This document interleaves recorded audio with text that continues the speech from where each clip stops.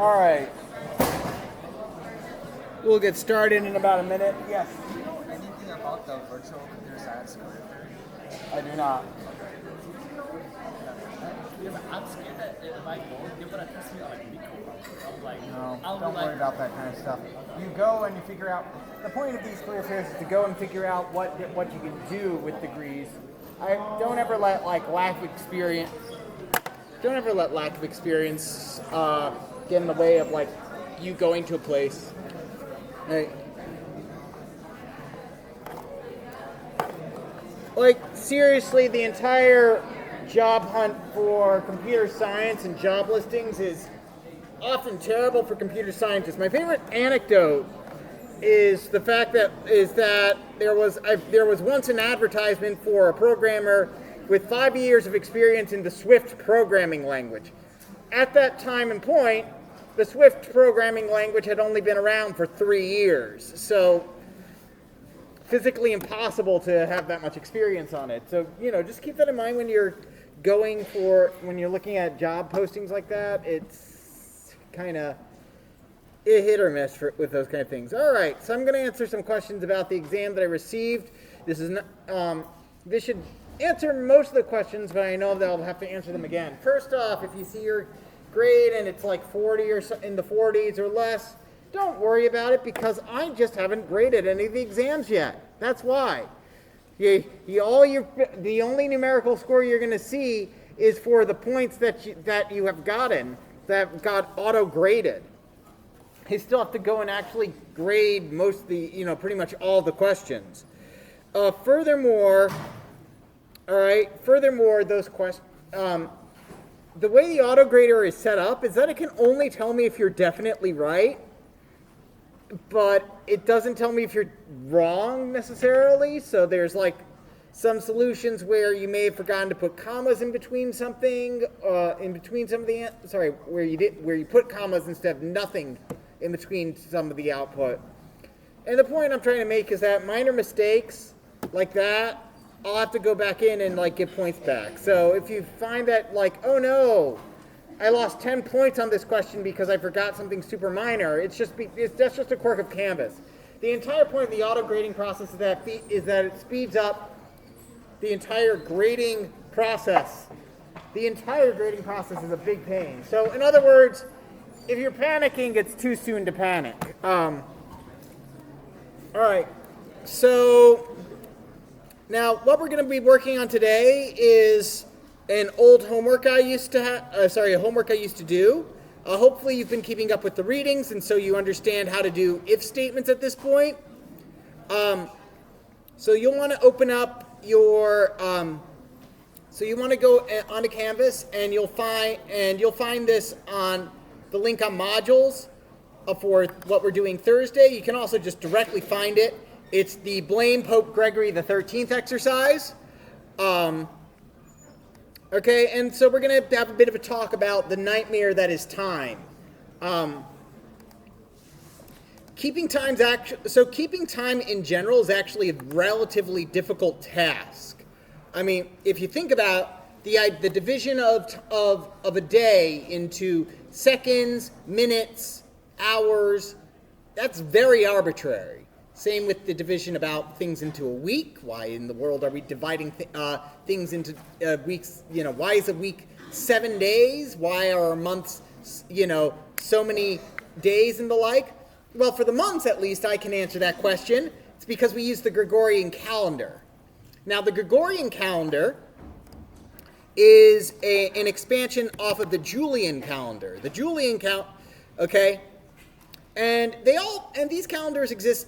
And these updates exist to deal with the fact that Earth is an exact that the value drifts over time due to the revolution of the Earth and the rotation of the Earth not lining up. What in the world do I mean by that? So the Earth, so it takes 24 hours for the Earth to rotate. Okay. In other words, for it to go from day to night and back into the same time in the day where we started, that takes 24 hours. Okay. And there's about 365 of those in a year. Okay? Now, the rule that you learned in middle school or high school or elementary school for the way we handled that problem is that we add leap years. Okay? And that's what we do with the current Gregorian calendar. If you're using this system. So, Gregorian calendar. Here we go. And specifically, that is a solar calendar. Okay? Meaning that it deals with the fact that we're dealing with that it's going around the year. Notice, of course, that there are tons of other ones. Hebrew calendar says 5783 to 5784. The Buddhist calendar says 2567. There's a bunch of different calendar systems, and they all have different ways of dealing with the fact that the rotation of the Earth and the revolution of Earth don't exactly line up. Okay, with lunisolar calendars, you've got systems that do months by tracking the phase, full moon to full moon, which means that a month is basically 28 days long, and then they deal with the fact that this again doesn't exactly line up with the rotation of the Earth around the sun. Sorry, the revolution of the Earth around the sun, by adding in a leap month. Okay.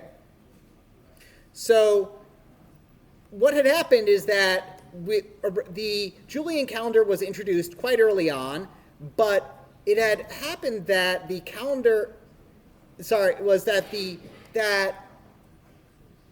dates had begun to drift farther than what they had. Caused calendar drift, that the spring equinox was occurring before the March 21st date. This basically was important due to calculations of Easter, and so there was an attempt to fix this. And what this was is that the Julian calendar used the very simple rule, which is that we add in an additional leap day every fourth year, without exception. Okay. Now, the Julian calendar is also part of the reason why if you look up George Washington on Wikipedia, that you'll see that. Oh, really? Does it not have the footnote anymore? Does it not have the footnote anymore? It had the footnote It had the footnote. There we go. Where's the footnote gone back? There we go. George Washington was born February 22nd in 1732. Okay, but if we check footnote A, it says contemporaneous records use the old-style Julian calendar and the Annunciation style of enumerating years, recording his birth as February 11th. So in other words, this changed during his lifetime to be in the Gregorian calendar. So tracking dates around the time of the Revolutionary period is actually kind of interesting due to that shift. Okay? So anyway, the issue that arose is that the Julian calendar says, okay, it assumes the year is 365.25 days long. That is how long a year is. But a year is actually around 365.2422 days long. And that small that small inaccuracy, that small amount of error was enough that over hundreds of years there was basically an 11-day gap between when where the spring equinox should occur and where it was actually occurring. So the Gregorian calendar, which was issued by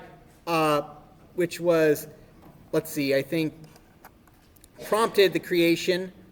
It was commissioned, there was the word I was looking for, commissioned by Pope Gregory XIII as a replacement for the Julian calendar, and this is the calendar we use these days. Basically came up with rules to make it so that the average length of the average calendar year was 365.2425. And that's pretty close to 365.2422. Okay? So here is the rule. So you've been learning the Julian calendar rule all your life, but the real rule is this. Every year that is exactly divisible by 4 is a leap year, except for the years that are exactly divisible by 100, unless they're divisible by 400. That is the rule for a leap year. What in the world? All right, so All right, first off, let's go ahead and see what we've got here, the rules. So first off, we're going to be using the US date format, which is not necessary, which we can have our own discussion about, but that's month, month, day, day, year, year, year, year. Other countries do something might have different formats like year, year, year, year, month, month, day, day, which makes sense if you think about it, right? So our valid months, they're 1 through 12. September, April, June, and November all have 30 days. All other months have February have 31 days, right? You've learned this. Yeah, you even had to do a little rhyme for it, I'm sure. February has 28 days unless it's a leap year, in which case it has 29 days, February 29th being the leap day. Okay? Now the leap year is not as easy as you think. So if it's not divisible by 4, it's not a leap year, no matter what. Doesn't matter. If the year isn't divisible by 4, it's not a leap year. A year that is divisible by 4 is probably a leap year, most likely, almost certainly. Okay? Almost certainly a leap year. I mean, it's easy. It's a leap year often enough that we all learn the rule about leap years occurring every 4th year. A year divisible by 100, though, is not a leap year, unless it's a year divisible by 400. So, for example, 1644, that is a leap year. 1644 is divisible by 4, it is a leap year. 1645 is not divisible by 4, it is not a leap year. 1600 is a leap year. Is a leap year, whereas 1700 is not. 1600 is divisible by 400. It's divisible by 4, by 100, and by 400. So it's a leap year. But 1700 is not. So in other words, 1700 is not a leap year, 1800 is not a leap year, 1900 is not a leap year, and 2000 is a leap year. So that's why basically that nobody's bothered we don't have to teach this exception to anybody until we get close to 2100. So that's why everybody's saying, every 4th year is a leap year. That's close enough. There used to be something called leap seconds, actually, but we're finally getting rid of those. It's a 1-second adjustment occasionally applied to UTC, which is how computers keep time. Your computers keep time in a very interesting way. It keeps time it uses basically the number of seconds it has been since January 1st, 1970. And this is to deal with the fact that the Earth sometimes has earthquakes that kind of make it, slow down a bit. After many discussions last year, they decided we're just going to get rid of leap seconds. It's not really worth the hassle of trying to coordinate everybody for that much. But in other words, time is really complicated for keeping track of. It is actually very interesting. So today's objective, though, is we're not going to worry about leap seconds or anything like this. Instead, we're going to work on this assignment because, honestly, this problem is non-trivial for even anybody who's been programming for a number of years, because the amount of logic you have to do is kind of annoying for figuring out a leap year. Okay, you just can't just instantly just pound it out on the keyboard. So what we're going to do, and this doesn't even require a single loop. What we're going to do is we're going to have the user ask. We're going to ask the user for a string as the input and tests whether that string is a valid date in the Gregorian calendar. Is it a valid date? So in other words, January 35th of whatever year is not a valid date. But January 31st would be a valid date. Make sense? But in order to make sure that checking for everything being a valid date also requires us to get leap years correct. Okay? So we're going to build up to this. First off, it's very easy to check if if the month is valid or not. Just simply check is the month in the range 1 to 12, right? Days are a bit more complicated because that depends on what the month is. And then there's the final thing is we only care about the years if it's February 20 if it's February 29th. If it's February 29th, then it has to be a leap year to be a valid date.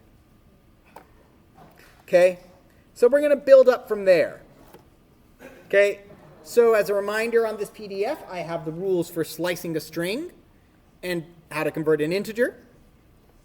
But what we're going to do is we're going to do this piecemeal. We're going to do this one bit at a time. And when we're done with the assignment, you'll want to upload it here. I'm going to be checking it for completion, not for correctness. So, but basically, I want you to, and that's because I'm going to be giving the answer at the end anyway. So, follow along as best you can on this. But again, this used to be an old homework assignment. Okay?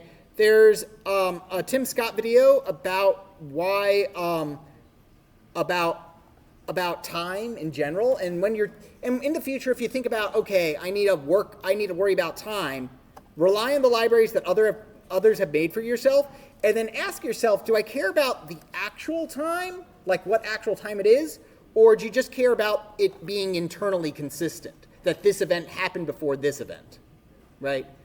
Because those are two different things, right? And those are two different things with varying difficulties. So the first thing we want to do is, of course, open up idle to do this. And we're going to need to be able to take in the input from the user, and we're going to need to be able to, and the first thing we have to do in order to be able to test this is that we have to take an input from the user, and we have to extract the month, day, and the year, right? We have to extract the values. So we'll start out by, and I'll call this, call this one Pope. Okay. Date is equal to input. This is the easy part, so of course I'm just going to do this part because it's the easy part. Enter a date in date. You can put in whatever you want. I just enter a date in month, day, year format. Year format. And we'll go ahead and assume that the user is going to, follow directions here, and they'll actually put it in this format. So given that they're putting it in this format, we need to correctly extract three variables for working with later, right? Because we have to look at what month it is, what day it is, and what year it is. So we need to extract that all from a single string. So we want the month is equal to something. Day is equal to something else. And the year is equal to something else. The spacing doesn't matter really here. I'm just putting in the spaces to make it line up nicely. So that's our first question. So the tool we need to use here, so the month is going to be part of the string, the day is going to be part of the string, and the year is going to be part of the string. Okay? We don't care about the slashes. We just want to get the numerical parts. So what tool do we need to use to extract these things? Split's a good one. What's another tool? I heard it. Slicing. Splitting or slicing the string is how we need to take care of this. So that's our first task. So take some time. So take a few minutes to either split or slice the string into its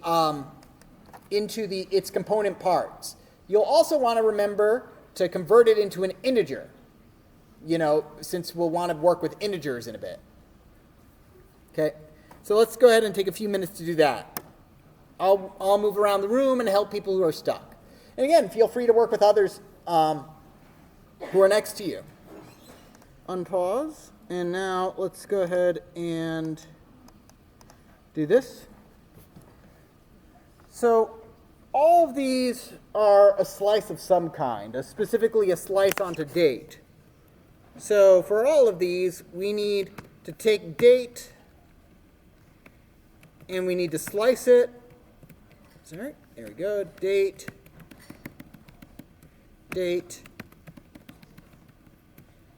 and for them again, we need a slice of some kind.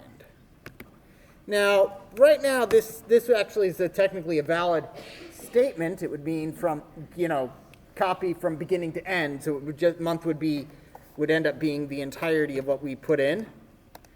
So we need to figure out, okay, what is the proper indexes that we need to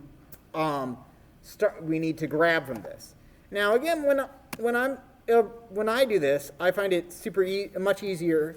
My job much easier if I actually, write down or label what my indexes are, at least for looking at them.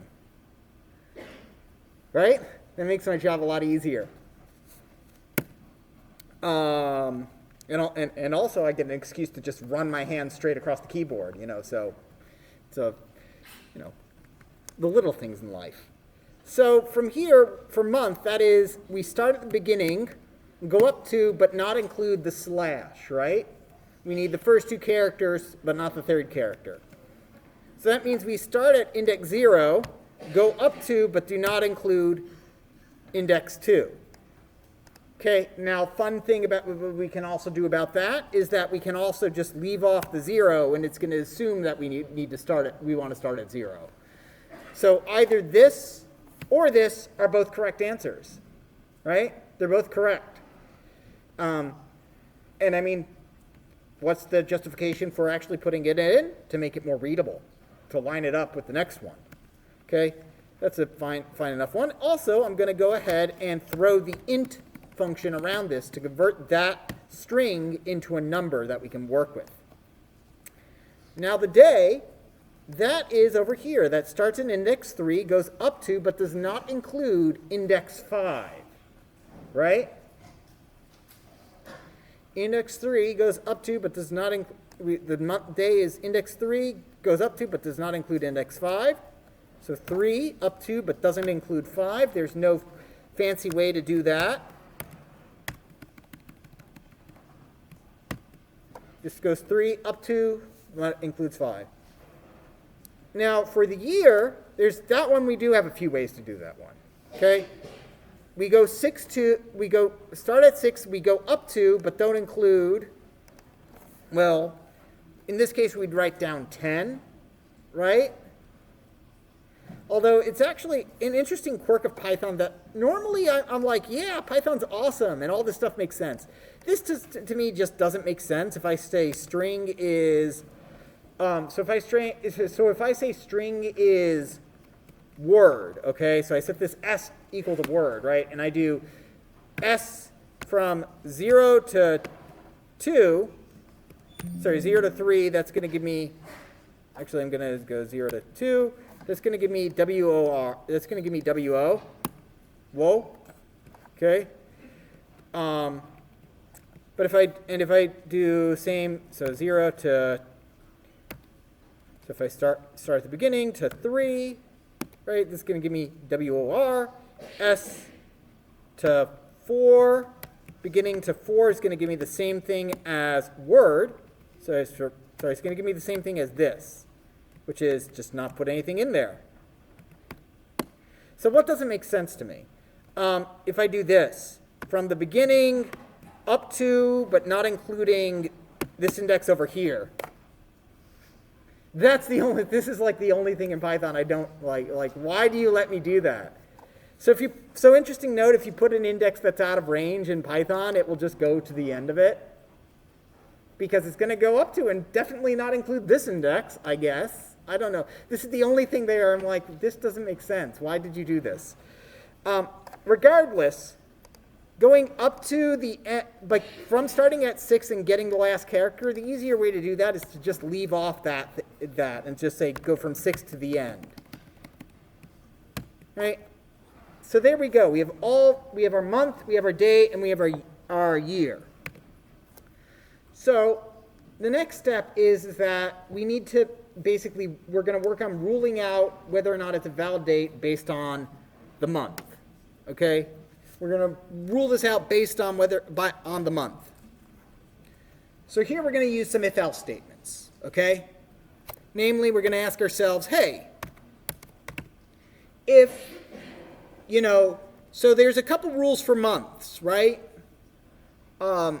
or basically there's 4 ways of categorizing our entry for months, okay? The first is that it's and if we pull up our PDF again, you'll see what I mean by that.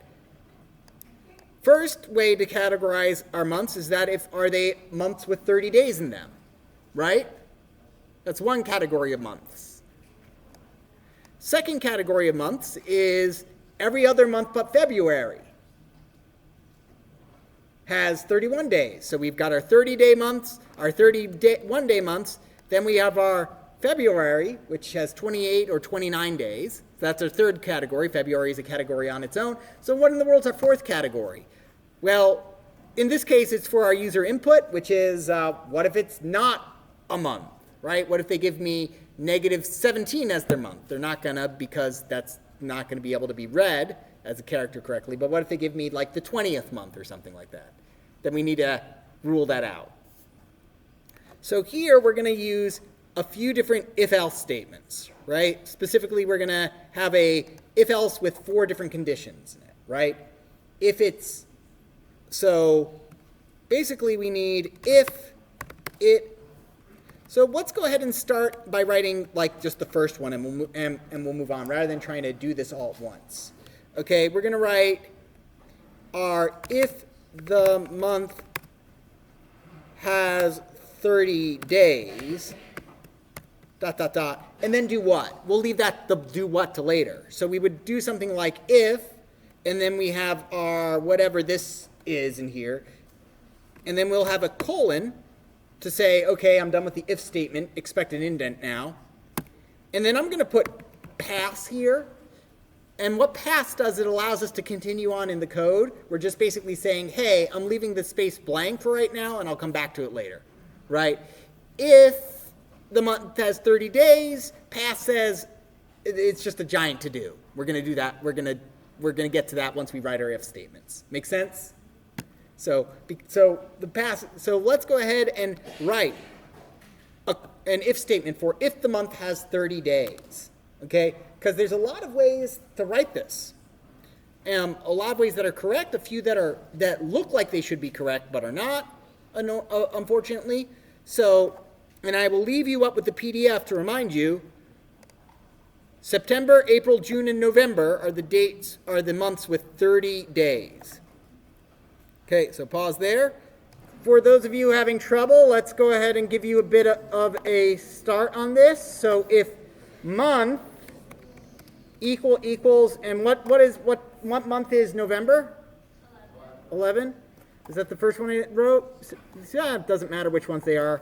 If month is equal to 11, that would check if it's November, or ... That's for you to fill out. Yes.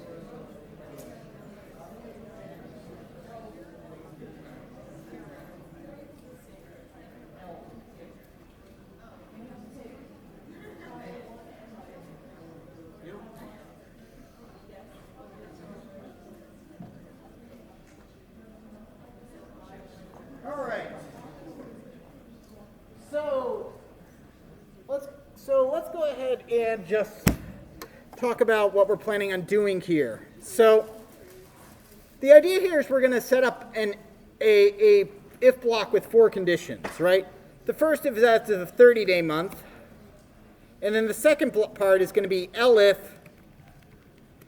if it's a 31-day month, okay? And so on and so forth. So I'll get to that in a second. So how do we do this first condition? This first condition we're asking is if a month has 30 days. Okay? A month has 30 days if it's September, April, June, or November, which is 9, 4, 6, or 11. So let's go ahead and write in those values. So if month is equal to, so we'll go ahead and delete this part, and I'll just put them in numerical order. Is equal to 4, or month is equal to 6, or month equal to 9, or month are equal to 11. Now a common mistake is to do something like this, where somebody leaves off this bit, where basically you write if month is 4 or 6 or 9 or 11. Okay, that's a very common mistake. But in Python, and annoyingly enough, it would still run, because in Python all values are either truthy or falsy. In other words, so you've got true values and false values, right? You've got true and false, which are the true Boolean values. But everything in Python can be used in part of an if statement, which is really weird. And basically, it works like this: if it's a non-zero value, it's true. If it's a 0 value, it's false. Okay. So basically what you'd be saying is if for or true or true or true, if you left that in, which would be annoying. Why is this? It goes back to a little hack you could do back in the days of C programming, I think. But just know that basically that values can be, you can basically use anything as a Boolean. So we want to be explicit about what we want to write down here. Okay? There are some other ways to write this out that are actually a lot simpler and probably more along the lines of what you want to write, but I'm going to get into that after we write our full if statements over here. Now, to connect multiple clauses, we do elif, which is short for else if. In most other programming languages, you'd write this else if, but we do it like this. So here, if the month has 30 days, if the month has 31 days. Now notice we're not doing anything with the fact that with that knowledge yet. We're just basically building the decision tree. We're basically building the branches for that decision. If the month has 31 days, else or elif, and this will be for February, if month is Feb. And then finally over here, and this is why I put in the past, because otherwise it makes going to your indentations annoying. And then else out of bounds. In other words, if it's not a 30-day month, it's not a 31-day month, or if it's February. In other words, if it's not one of the values 1 through 12, then I don't even have to check it. I mean, I did check it. I checked if it's one of these values, one of these values, or one of these values, and you just put else. Else is kind of the default option. Else, and here we can print month, comma, is not a valid month. And that will basically be our, okay, we've detected that. Basically, you put in the 13th day, the 13th month. Okay? So go ahead and fill out these. Now that we know this, take a few minutes, which would go a bit rather quicker now, to fill out the 31 days and February. Okay? And feel free to use of the copy and paste function here.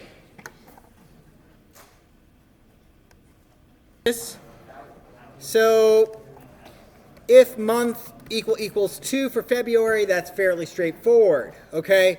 And then for the rest, we just simply do month is equal to 1 or, and then I'm just simply going to copy paste this, 1 or 3 or, 1 or 3 or 5, or basically list them all that are not here. But if I keep doing this, I'm going to start going out of, running out of space. So the question is there a more concise way to do this? And, I mean, don't get me wrong, this is like definitely a good way to do it. But there are other ways to do it in Python. And that's to make use of the handy-dandy in function, which we normally don't think of when we cut with Boolean statements if you're coming from another programming language, because the only tools in your toolbox from other programming languages are and, or, less than, greater than, and the other kind of Boolean operators. You don't think of in. In doesn't exist in those languages. So in, however, exists in Python, and you should make judicious use of it. It is amazing. It makes things amazingly more concise. So, but for example, month in 4, 6, 9, 11. And that becomes a heck of a lot shorter. So if it's one of these, so if month is one of these four things, if month in, and then 1, 3, 5, 6 is already taken, 7, 8, 9, 10, and 12. Here, basically, I did all the ones that are not that. So that, and that makes it a lot. And so now we've got basically all of our symbols. And yes, you could technically do something like this to make it symmetrical, but at that point, that seems like a bit of over engineering to do that, So so over here, I would just do month is equal to that. But so the in function works incredibly well. It works wonders for doing this. So now we've taken care of actually, so this not only categorizes us to check how many days something has, but also, this gets us lined up to check if the amount of days is correct. But this also goes ahead and checks to make sure, hey, is it a valid, is the month actually valid? I'm going to remove the comments because it's fairly readable as it is. And leave this top one because you can figure it out from the rest. There we go. So now we basically need to fill in the passes. So if the month has 30 days. So if the month is, so this is actually probably better rephrased. If the month is a 30-day month.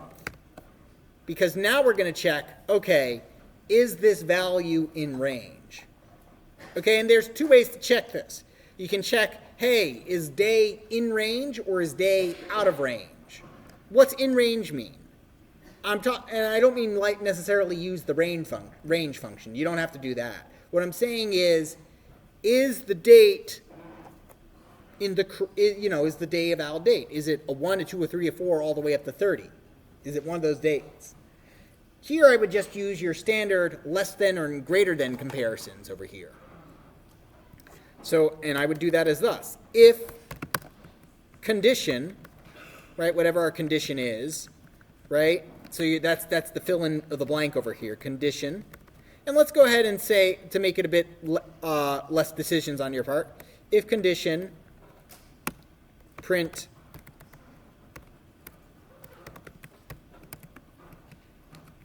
valid date,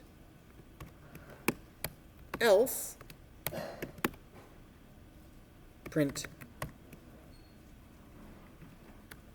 day is not valid for day is not valid.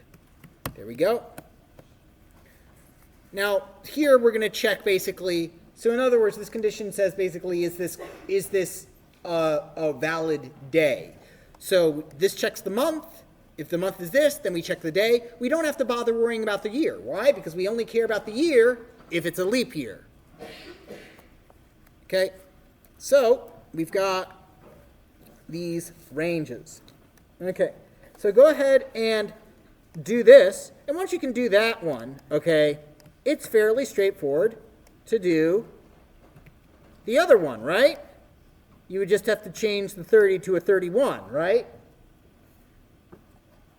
Right? So once you've solved this one, you've solved the second condition as well, right? You just change it to a 31, right? So go ahead and work on that. As I was saying, I want us to have plenty of time to work on the nightmare that is the leap year. So first off, again, the condition was just to fill in the blank. So we're going to go ahead and fill in that blank. So if you're coming from another programming language and you're just or you don't necessarily know some of the tricks that you have in Python, you do it the way you would do in any other programming language, which is basically we're going to ask if day is greater than or equal to 1. You could alternatively say if day is greater than 0, right? And then here we're going to use the AND statement. And day is less than or equal to 30, okay? Now, there's a couple other ways to do that. You could say, okay, if you could invert the condition if day, but otherwise, but honestly, that's thinking about too much. Python's actually pretty great about this because if you're in mathematics, how would you write this in math class? How would you write this in math class without using the AND? Yes. Yep, you'd sandwich the day between the 1 and the 30. You'd do something like this. And in most programming languages, you'd be absolutely wrong to do that. But in Python, it understands this. So that's wonderful. So you can just do that in Python, which is fantastic. It's very nice to be able to do that. So we can actually check that over here. Actually, let's double check it to make sure that I'm not just making stuff up. Okay, day is equal to 5. True. Day is equal to 238. False. It works, which is great. And now that we know this, it's super trivial to do this, which is just simply copy this, paste this over here, and change that 0 to a 1, right? Isn't that wonderful? Okay. Yes, there's probably a clever and more concise way to do it, but it's not nearly as readable. So what do we do for 2? Well, month being 2 is actually a bit more difficult, right? And rather than getting into an indentation nightmare, at some point I'm going to build a function instead to just check if the year's a leap year. So just keep that in mind. So what we're going to do here is that, yes, we're going to start similar. If day is between 1 and 28, it doesn't matter. If it's between 1 and 28, it's going to be a valid day no matter what, right? It doesn't matter whether or not it's a leap year anymore, right? It only matters if the day is it's a leap year only if it's 29, right? Print valid date.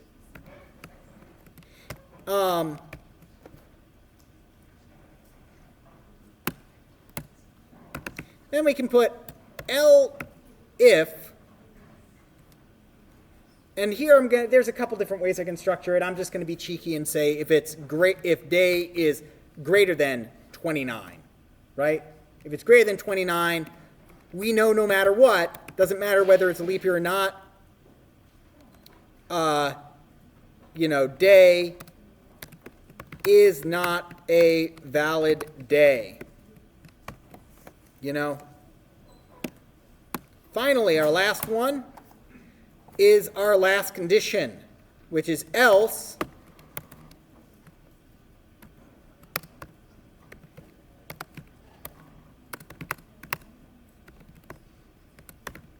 and we'll just simply do this as an elif instead. And so give me 1 second. I'm going to scroll all the way back to the top. All right.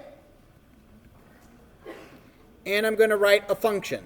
Def is leap year, which will take in a variable called year. And what we're going to do is that when we have functions that are going to return true or false, it's easier to assume one thing and then try to disprove that fact.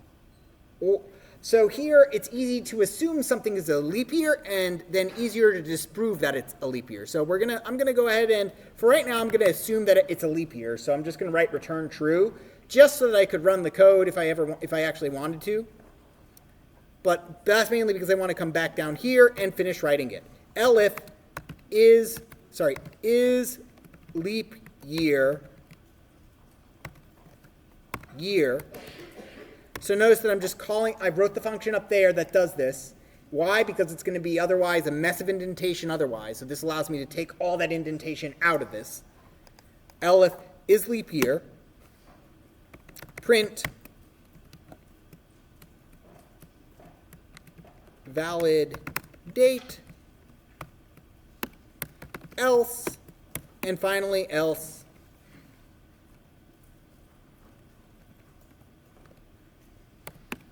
Print. And actually, now that I think about it, I think I'm just going to refactor this now. So print. Print. And now I can make this a bit nicer. Day equals 29 and is a leap year, a valid date. So here, if it's between 1 and 28, awesome. If it's the 29th and it's a leap year, otherwise the day is not a valid date. Okay. Doesn't leave us much time, unfortunately, for this last part. So is a leap year. So here, to check if something's a leap year, we need to know a few things. The very first thing we can check is whether or not this is divisible by 4, right? So let's think about this. How do I check if a number is divisible by 4? What mathematical operator do I use? I use what? Modular arithmetic. That is the noun I was looking for. So here we go. If year mod 4 equals, well, we can either say if it's equal to 0. Well, let's go ahead and do that. If it's not equal, let's go ahead and say if it's not equal to 0, right? If year divide by 4, if year mod 4 not equal to 0, what in the world does that mean? Well, let's see. If year mod 4, let's see. So if the year divided by 4, if the remainder of that is a non-zero value, this means the year isn't cleanly divisible by 4, which means in that case it's not a leap year. The year is not divisible by 4. So we can say return false over here. Else,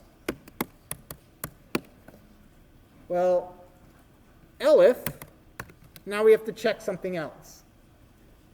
So there's a lot of different ways to start this and a lot of ways to do this. But mainly what we have to check is that we have to check 3 things.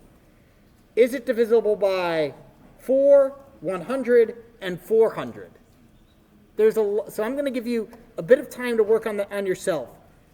You can use either this to start you off, or you could use this statement to start you off.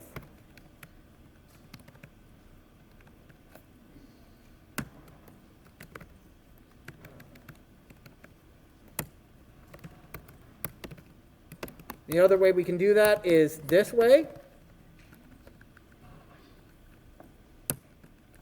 Either way you want to do it is perfectly fine. Okay? It's going to end up being a hideous monstrosity of code anyway. Okay? So take a few minutes to try to solve that one. Then I'll solve it and dismiss class. So there's about 1.5 million ways to do this one. They're either hideously complex, or they make sense. But most of them make sense when you're writing them, but don't make sense when you're reading them. So let's work through it together. So if it's divisible by 4, then it might be a leap year, right? If it's divisible by 4, then it might be a leap year. Otherwise, it's not. So I think so we can either make this like with a bunch of if statements inside, but I think what I'm going to do is I'm going to basically this all depends on whether or not it's divisible by 100 or not, right? So instead, I think what I'm going to do this time around is I'm going to make it a compound statement, because I saw some students doing that, and I'm like, yeah, that seems a bit easier to write. The thing is, you just need a few of them. So if the year is divided by 4 and the year is not, and if we divide it by 100, okay, is not equal to 0, return true. What am I saying here? So this covers the 1996 category that I was talking about for a lot of students, which is that if the year is divisible by 4, okay, but it's not divisible by 100, then we want to return true, right? If it's divisible by 4 but not by 100, it's definitely a leap year. But if the year is divisible by if the year is divisible by 100, equals 0,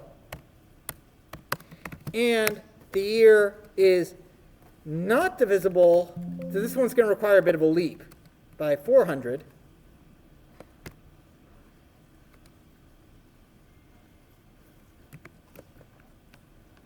okay, return false. Okay, wait, what? How did I get from here to here? Okay, so now remember, we're dealing with numbers, so we can use the properties of numbers to our advantage. Anything divisible by 100 is automatically divisible by 4. So I don't have to check if it's divisible by 4, right? So if I'm checking if something's divisible by 100, I don't have to check if it's divisible by 4. Make sense? Okay? So if it's divisible by 100 and the year, but it's not a 400 divisible year, it would return false, right? And let's go ahead and make this an elif. We don't need to make it an elif, because when we return, we kill it. It exits out of the function, so we wouldn't need to have the elif. But it's good practice when things are independent clauses to have it separated as elif. So if it's divisible by 100, but not by 400, it can't be a leap year. Finally, elif, and we can actually we will simplify this down in a bit. If the year is divisible by 400, and remember, anything divisible by 400 is divisible by 100 and divisible by 4. The year is divisible by 400, equals 0. So if year mod 400 is equal to 0, in other words, if it's divisible by 400, return true. Okay, so this covers all of our clauses, right?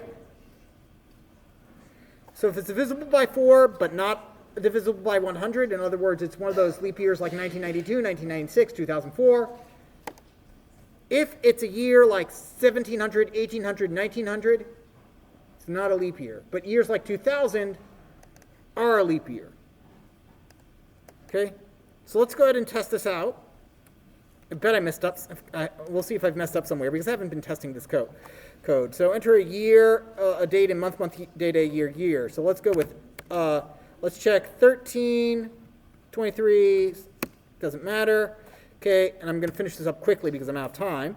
But 12, let's go with 02, 29, 1996, valid date. 02, 29, 1800, great. And finally, 02, 29, 2000, valid date. So this all works. Now the last optimization I think we can make to this is that we could straight up remove this one. Because here we're saying if it's not divisible by 400. Okay? And if it's not divisible by 400, well, it's going to fall into this category over here. So here we're saying if it's divisible by 4 and not by 100, great. But if it is divisible by 100, well, we're going to check this one. So there you go. That's about as concise as I've ever made it. So that's the logic there. So anyway, please go ahead and upload your code, okay, to the Dropbox so you can get credit for it. I'll just simply go through and check it off for the students who have uploaded. Okay, and let me stop recording.